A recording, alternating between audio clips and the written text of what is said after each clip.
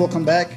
Today's video is going to be a very quick upgrade for the K&N Spyder F3 and F3S, and I believe, I'm not 100% sure, it's the same process for the F3T. Anyways, as you guys can see, we're upgrading the air filter, the air intake filter. I'm going with K&N. For you guys who don't know much about air filters, K&N is like one of the best, if not the best, air filter manufacturer in the world. These are made in the USA. Okay, so what are you gonna gain if you switch to a K&N air filter? Two main things are gonna change. First, you're gonna get more air into your engine, so you will notice a change in the throttle sound. It's gonna sound a bit louder, but in a nice way. Plus, these things are washable, so you don't have to worry about changing your air filter ever. All you have to do is take it out once or twice every year, depends on the area where you live, and wash it with some water and dry it off and put it back in. That's about it. So let's do this.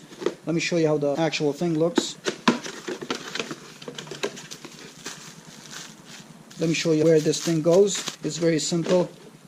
On your Spyder, at least on the F3 and F3S, I'm not 100% sure about the F3T, but for these two models, all you have to do is remove this side panel on the left side. Let me give you a closer look. There's your air filter cover right there. I'm going to put some extra light on it. Here you have it. As soon as you take this off, you're going to see your factory air filter. To remove this cover, there are 4 screws. 1, 2, and 2 on the top. You're going to need T27 Torx wrench. So I'm going to do this real quick and I'll show you guys how it looks.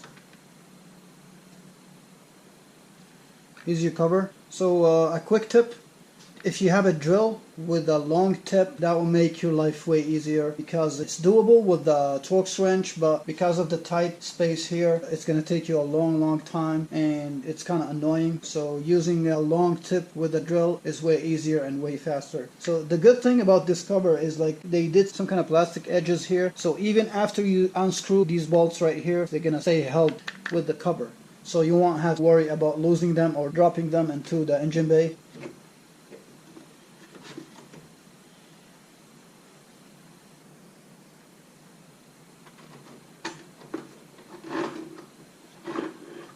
Very easy. Now it's just a matter of aligning the cover and screwing it back on, and job done. I hope this was helpful. This is a very easy and quick upgrade. I think everybody should do it.